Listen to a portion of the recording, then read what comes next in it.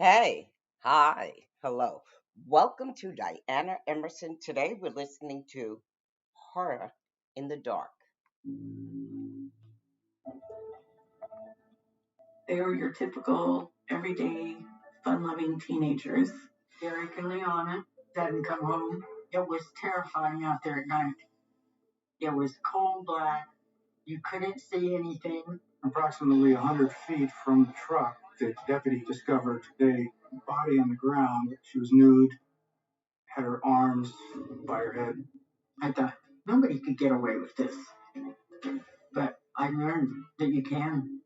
You take things like this personally when it's this horrendous.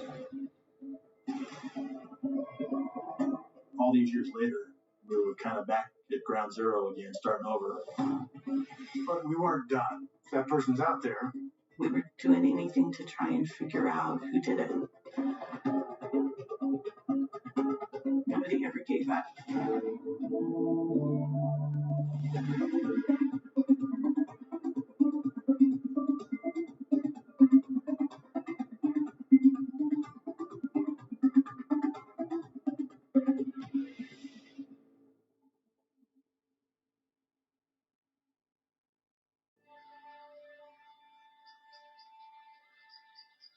Leona Adink was my cousin.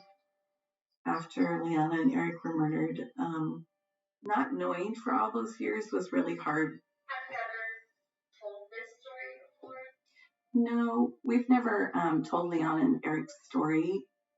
I am happy that we have this opportunity to tell their story and give other families hope and not to give up. Plus, to warn those criminals to be looking over their shoulder. With today's technology, the police are going to come knocking at your door. Could be months from now or it could be years from now, but they'll come.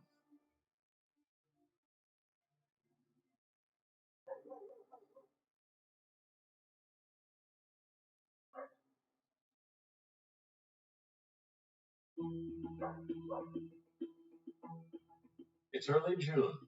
The sun is warm, and teenagers Leona Adank and Eric Goldstrand are hoping to meet up with their friends at Willamette National Forest to picnic and swim. we were at school early that day. He came up to me, Eric came up to me and asked, hey, we're going to go up to Broken Bowl and skip school and go up play around. It's right on the river. They're just little day parks is what they are up there. He had an old Ford truck that he was really proud of. He was one of the only one of us that had a vehicle, so he became our driver and always willing to take us guys out to play.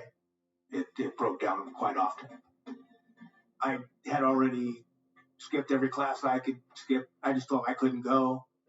I think they were hoping that a bunch of us could go have fun and make some magic. Leona and Eric head to Broken Bowl by themselves in Eric's old Ford truck. When the couple's curfew comes and goes and there's no sign of them, Eric's mother and stepfather, Ted, start to worry. My husband Ted and I went up about 10:30 looking for the kids, and probably at that point I wasn't real thrilled that he hadn't called or notified me. I kind of thought probably his truck was broke down. So we just started driving, looking for it.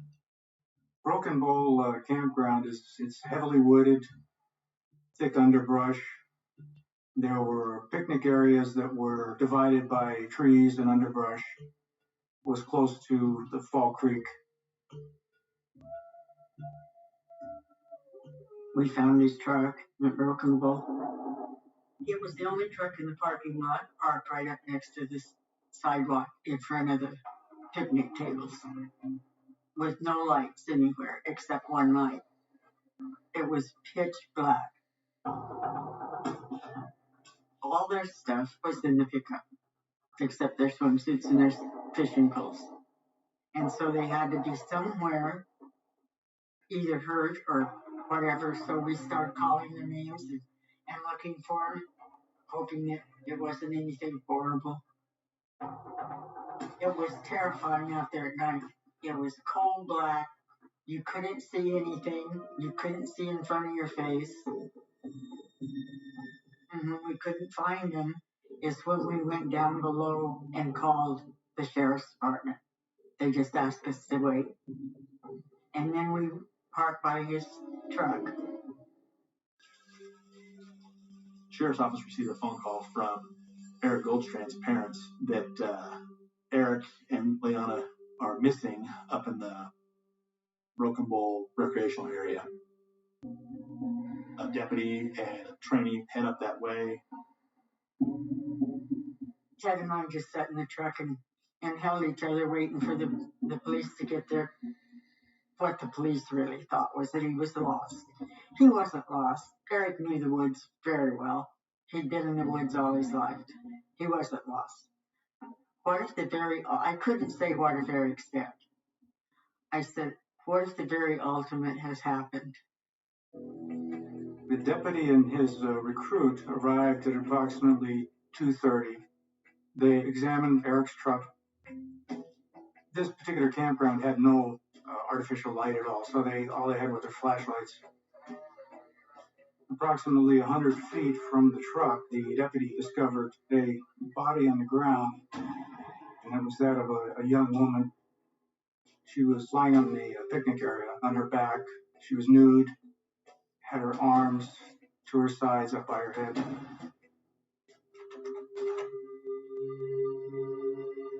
The deputy goes and tells Eric's stepdad what he had found and has him take the mom away. I wondered if they had found one of them or if they had just given up that they shouldn't be in there until it was daylight. I wasn't real sure. Eric's stepdad waits until he and Donna are home. Then he breaks the news. When we got in the house, he told me that they found Leanna. She didn't have any clothes on. Had to be horrible. Fear. I felt terrified because I thought, Eric has to be someplace there.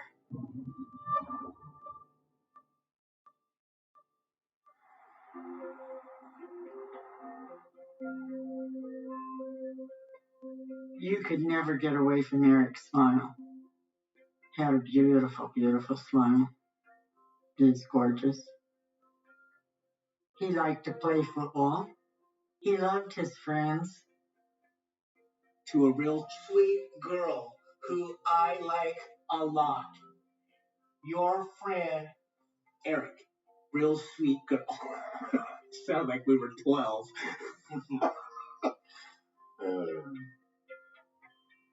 We had an area in high school. There was a lounge where they had a fireplace and places to sit. That's kind of where everybody would hang out when you weren't in class. He was just always coming in, and he'd sit down next to you, and how you doing, Tyler? Let's go kick off and do whatever. He just was a funny guy. Eric, in his very short time here, and the 2 years that we got to hang out and be friends, I can never remember him being down. I can never remember him being angry. I can never remember him being mean. I just always remember him smiling and bouncing around high school. Eric was the kind of person that you could also just spend time with and not have to talk. Do you know what I mean? You could just be in the room and he's reading a book and be happy. Leanna was family. My aunt married her dad. She was like a year and 8 months younger than me, so we were close in age. Just a sweet person that I liked having time with. Not enough time. Leanna's personality was a lot like mine, and we were both outgoing in sports and athletics and music. We both loved riding horses, and we just had fun together. She was easy to talk to and laugh with. She was a true friend. She was the friend that had your back, told your secrets to. We were kind of sisterly. We'd take off on a Saturday morning and ride horses all day long. She would challenge you. She was real spunky, full of life, bubbly. She was probably the best friend I ever had in my life. Eric and Liana met in junior high. By the time she's 16 and he's almost 17, they're a couple. I think Eric was probably her first big love, yeah. She loved Eric to pieces. As girlfriends, we talked, and she was head over heels in love with Eric. He was pretty crazy about her too. I just loved them together. They always looked happy together in Eric's old truck and just having a good time.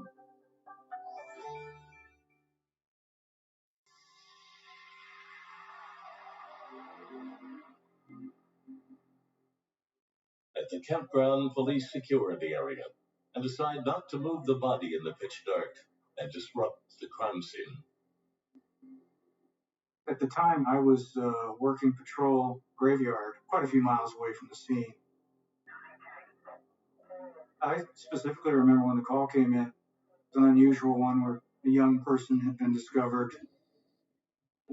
Starts getting closer to first light. Detectives start showing up, and their crime scene unit shows up, and they make the decision to wait until the sun comes up again because they don't want to stumble around in the dark in the woods and either alter or potentially destroy evidence. They were concerned for a situation that Eric was not seen in the area. More often than not, in a homicide, the suspect is someone who knows the victim. Certainly one of the things they would have thought or worried about was maybe Eric's the suspect.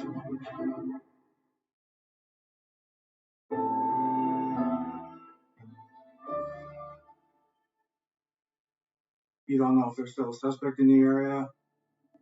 You have a deceased young lady, and we have a missing young man. All we can do is speculate as to what happened. I had the feeling that they thought Eric had something to do with it, that he had or possibly had done it.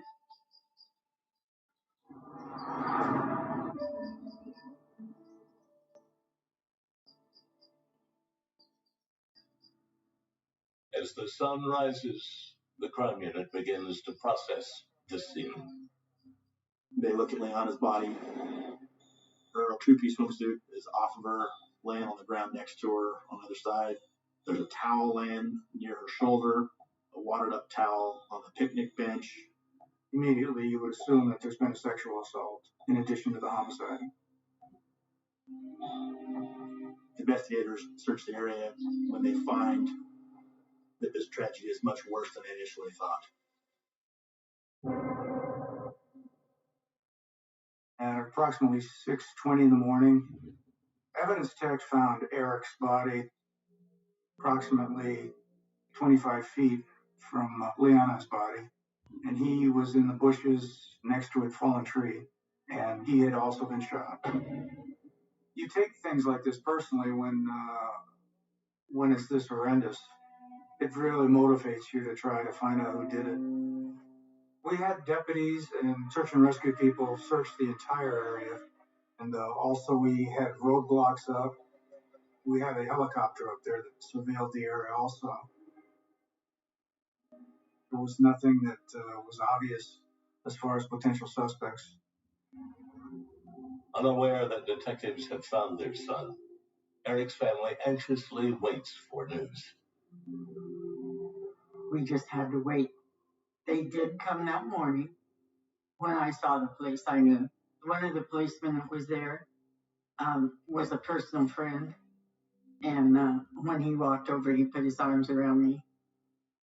And I knew. Yeah. We were at school. One of my buddies, Scott, just came blasting in the door in the middle of class, and he says, "Todd, we have to go." Our friends were waiting at the street. Scott and I jumped in the car. We ended up being the only 4 civilians that got to Broken Bowl. And right then is when reality hit. The first hearse pulled out, drove by. The second hearse drove out and drove by. And I'll be honest with you, from there forward, I don't remember a whole lot. We just stood there and I think cried, hugged. We knew our buddy was gone.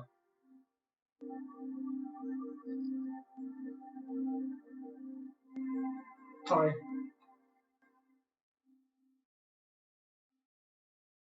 The bodies of Eric and Leanna are taken to the medical examiner, who conducts the autopsies. The autopsy was done at the Sacred Heart Hospital, and initially they determined that Leanna had 3 gunshot wounds, 1 to the chest and 1 to the forehead, and then 1 to the left temple with a .22 caliber revolver. There had been some seminal fluid found on her body. She had been sexually assaulted. Eric had a gunshot wound to the chest. He gets shot from a distance away as he comes up the trail into the camp. That shot didn't kill him right away. And then the shot that starts the top of his head from back to front, the second shot that maybe causes him to stumble or fall or trip over this log that he was found lying behind.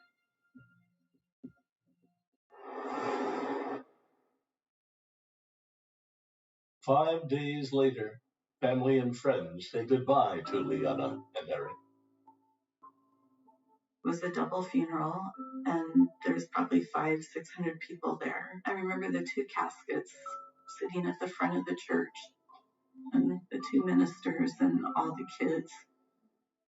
That open casket funeral, a lot of people had a real tough time with that. There was people dropping to the ground. I happened to be one of them. There was a very horrible scene to see these young people. They tried to do good. They tried to make them look good, but you can't. They asked me to sing at her funeral, which was the single most challenging and tough thing I've ever done in my whole life. And I've been through some tough things in my life too. I ended up singing in kind of a foyer area. I pointed my music stand at a brick wall, so I didn't have to look at anyone's face or see a flower or a casket or anything.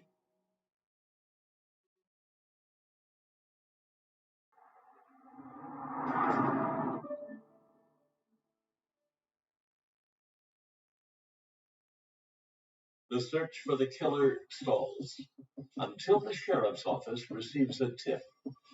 Some information came in about 2 months after the homicide that an individual had been up there with his friend looking for fishing holes around the time of the homicide.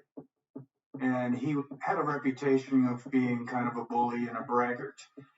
While they were up there, they observed a young couple that were skinny dipping, and this individual made comments about how he would sexually abuse the young girl. This particular individual was very aggressive. This was a good lead because of the attitude of the individual and his sexual comments about the young woman. He's known to have quite a few firearms. He could have committed the crime.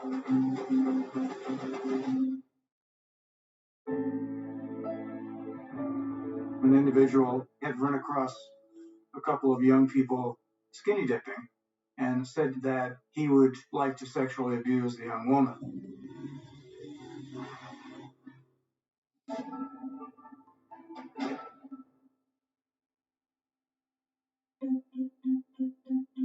A couple of detectives contacted this individual. This particular individual disliked police officers. He had had some minor brushes with the law, but nothing serious. He eventually provided his story to the detectives. The only description was that it was a young couple, they had bicycles with them, and that they were skinny dipping. Leanna and Eric did not have bicycles at the time. They determined that he was potentially a suspect, but Detectives were unable to provide any evidence that he was directly involved.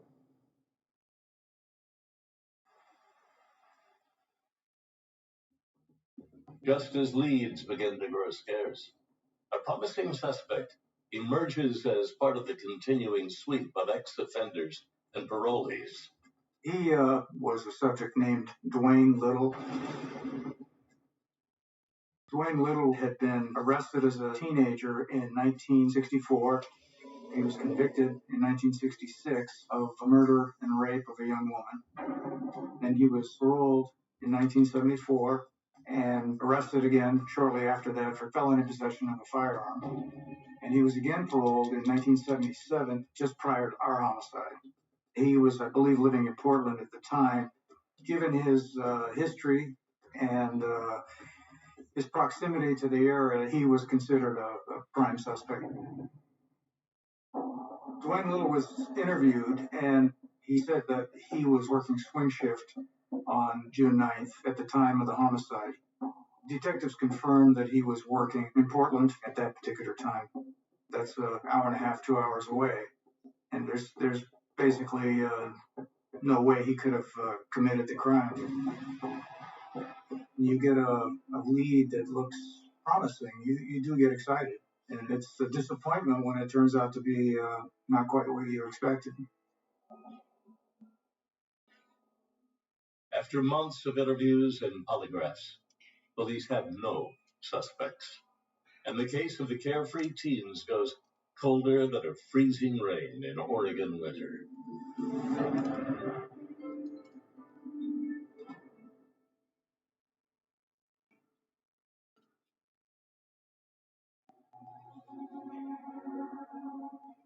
This was random, unprovoked, which is probably one of the biggest reasons the case went cold.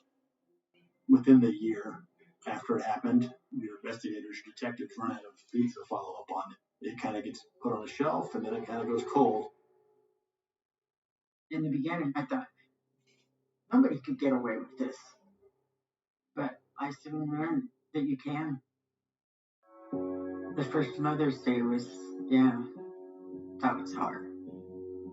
Those kind of days turn into sad days. They're part of your life. Losing him and her leaves a hole in my heart. It took a long time to get past the pain.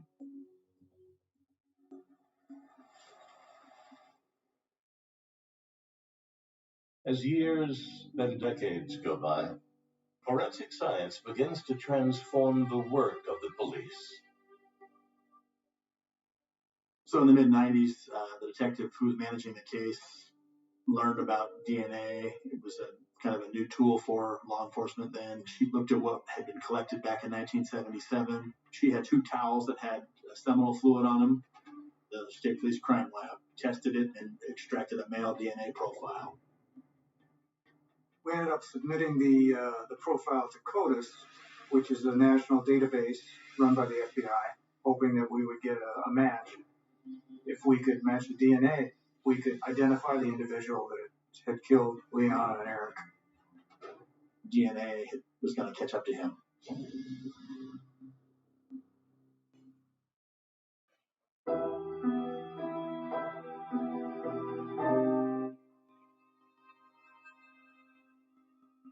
We submitted our DNA profile to CODIS, which is a national database, and received no matches on that.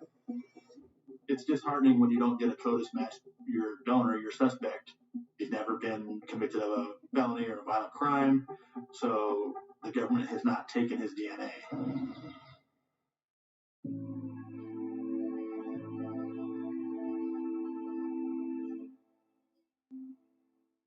me about when you became a detective and then when you became involved in this case. Yeah, I became a detective with the Sheriff's Office in 1983 and really had no direct involvement with the case until approximately 1986. I do believe I followed up a couple instances of new information, but nothing dramatic. When I retired in 2002, I talked to the sheriff about potentially starting a cold case unit because when you're an investigator for years and years, it's part of your life. It's just who you are. It took us a few years to get one together finally. And it was myself and two other retired detectives. We volunteered our time. This case was always on the forefront as far as cold cases goes. It was a horrific case that, as far as we know, this person's still out there.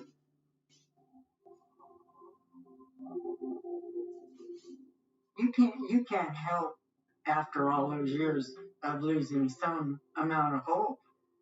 So at some point, you just have to accept the way things are. It was just cold. And you couldn't really have a lot of hope for it because you move through your life, you have to move on.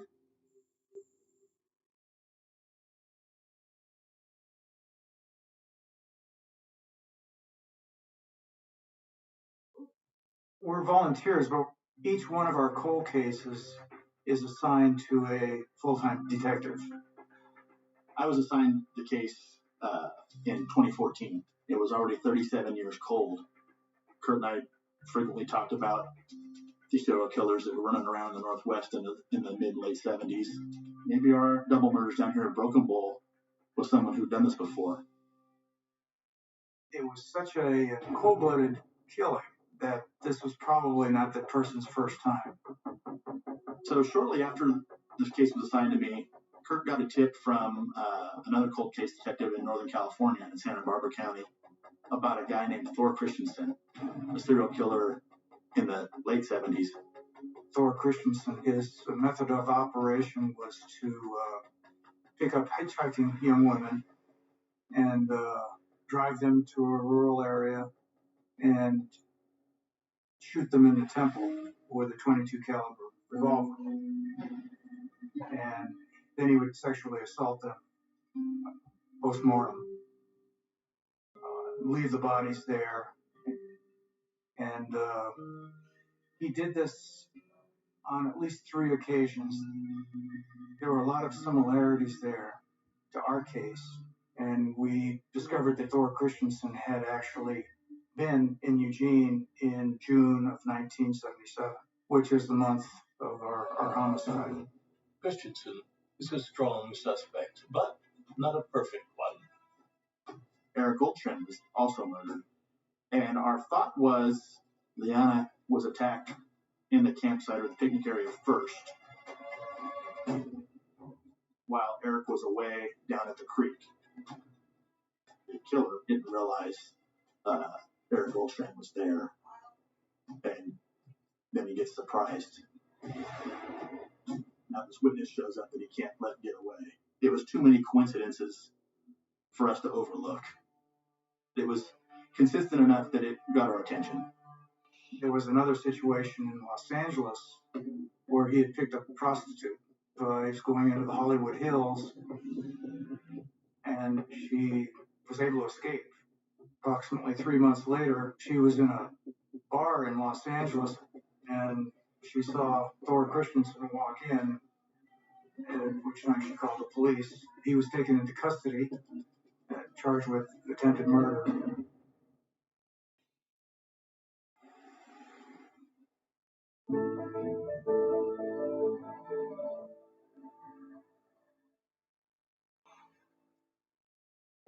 Detectives focus on Christensen. They send the DNA found at the crime scene in Eugene to a genetic analysis company called Paramount, or phenotyping, a technique that uses DNA to make a sketch of the suspect. The results of the phenotyping were incredible. It was almost like a drawing of Thor's face. We were certain Thor was our killer. We just had to now prove it. But there's a problem. Christensen is dead. Getting his DNA presents a challenge. In June of 1980, Thor Christensen was convicted of murder, and he was sentenced to life in prison. He was murdered in Folsom Prison about 6 months later. and he was just stabbed to death. What we had hoped for was that the makeshift knife that was used to stab him would still be in evidence, and it would have Thor's DNA on it still. That makeshift knife was misplaced, lost, thrown away. Detectives changed tactics and asked for Christensen's relatives for a familial DNA sample to compare to the sample found at the crime scene. Every kind of family member that we get in touch with doesn't want to participate, and so it's super frustrating, just maddening and frustrating. It looks like yet another dead end. But then, detectives got a lucky break. We got some assistance from Santa Barbara Sheriff's Office again. Thor's brother had passed away, and we were able to get a blood sample from the medical examiner. So we were able to get a copy of the DNA that way.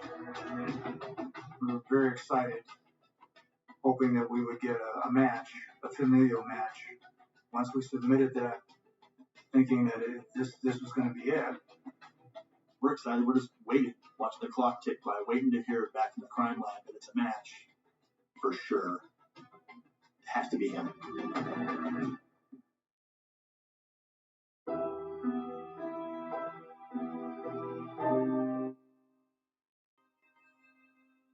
Thor Christensen was the best lead that we'd ever had. It had to be him.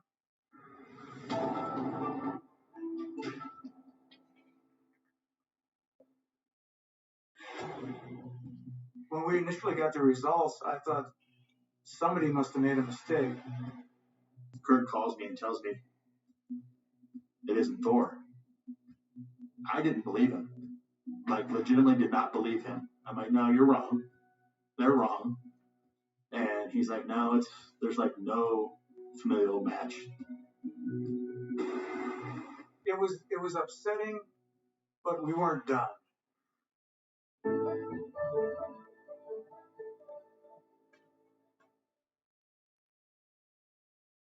In the years since the murders, a new technology has emerged called genetic genealogy. It's the use of public ancestry databases to trace a family line from the DNA left at the crime scene. News media was talking about the Golden State Killer crime having been solved with DNA and genetic genealogy. So it ended up contacting Parabon Nanolabs, and we ended up submitting our DNA sample to them. Initially, Parabon's investigation was not productive. The first run on the genealogy, we had relatives so distant that there was no way we could put together a suspect. However, we hooked into another family tree website, and they ended up coming up with 3 people that were closely related. They narrowed down the likely source of our DNA was one of 3 brothers, the Troy brothers, all 3 of whom were born, grew up in the area in Lane County, up near Broken Bow, up in the town of Oak Ridge. We determined one of the 3 brothers still lives in Lane County in the Eugene area. And then the other 2 live down in Mesa, Arizona. First thing we set out to do was, through physical evidence, eliminate the middle brother because he's the one that lives here in town. We just tailed him, just set up surveillance on him and followed him around. He was a smoker.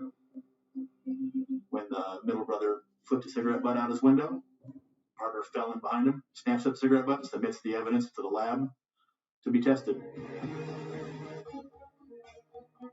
The results indicated that it was not the middle brother, however, it was someone directly related to him. So that left the 2 brothers that lived in Mesa. Police compare their phenotype sketch to the 2 other Troy brothers. The sketch matches the younger brother Daniel's face and oldest brother Ronald's hair and eye color. We determined that the younger brother was actually in the Navy at the time of our homicide, which left the older brother, Ronald Troy, had been in Eugene in 1976. We were able to identify some prior arrests. One of which was a sexual assault in Colorado. He had also been arrested for assault on his brother a couple of years prior. We contacted Mesa PD, and we had asked them to do some surveillance and see if they could also obtain discarded DNA from one of the subjects.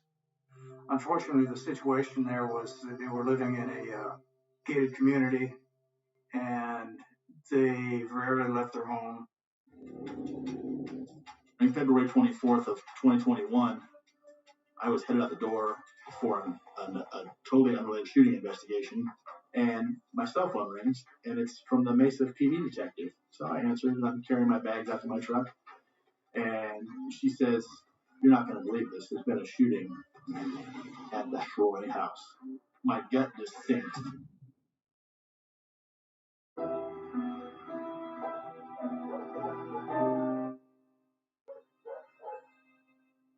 Mesa PD had received a 911 call for a dispute the prior evening. There's been a shooting at the Shroy house.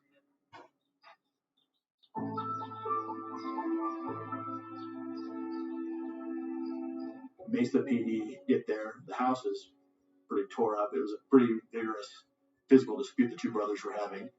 The younger brother's nose is bloody, his face is swollen and cut, he's bleeding. And then in Ronald's bedroom, lying back on his bed with a gunshot wound to his head.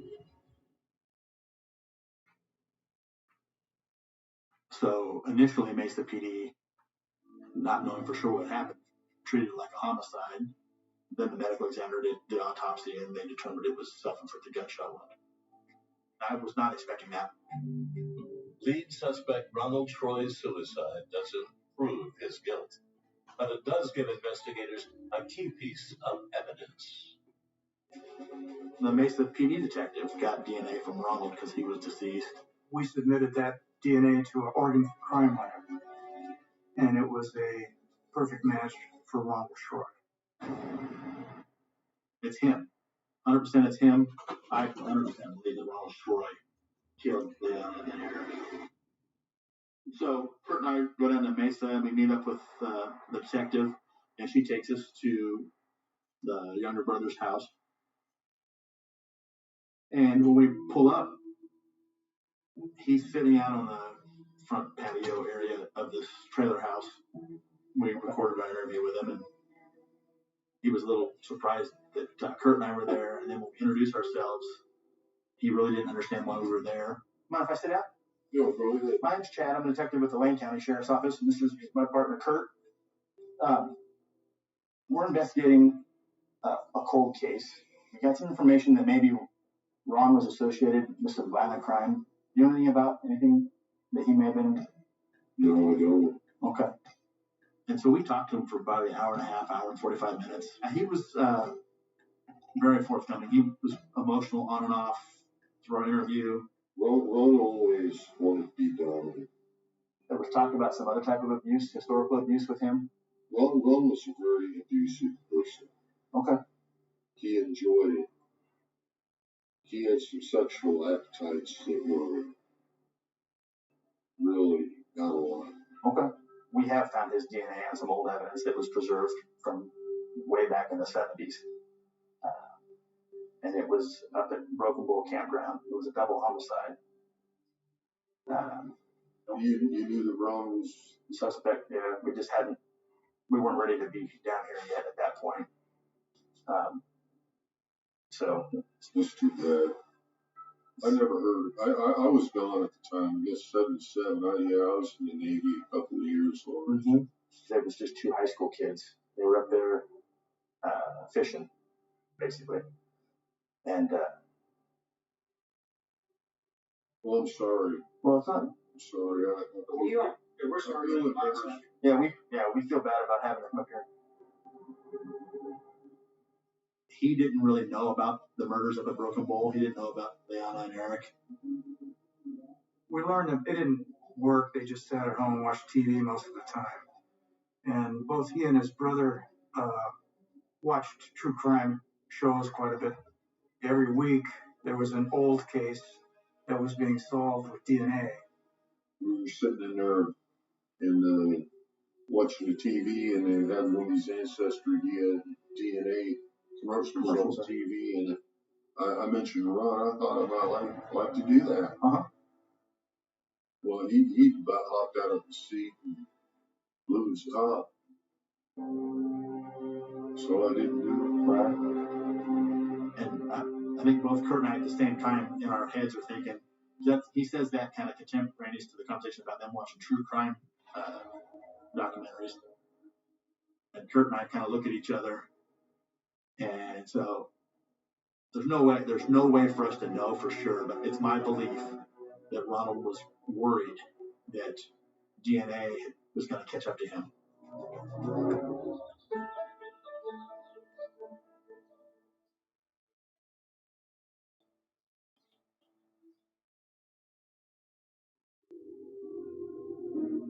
On September 13th, I got a phone call and I looked down and I saw this Kurt's name. They'd solved the case. And just tears streaming down my face. And that was 44 years, 3 months, and 4 days after they were murdered. That we finally got the call. When I first found out that it got solved, I felt relieved. I felt shocked. I felt sad. I felt angry. This person chose to end his life and not have to be held accountable. That makes me angry. I would kind of like to know why. What was maybe wrong with him? Or if nothing was wrong with him, did he ever do this to anybody else? Those are kind of questions that you can't help but wonder about. We should have at least got the chance, to find out, why'd you do this? What would make you do this? What would make you kill our friends? The world missed out on a lot of laughter because Leanna was funny and happy and smiling and laughing all the time. She had fire, so I'm sure she would have gone on and done great things. She had a lot to give to the world. I have spent my time since I lost Eric thinking about the good times we had. I miss his sense of humor. I miss his hugs. I miss just our chats. I loved him so much. You've got to wonder, what would his life have been like?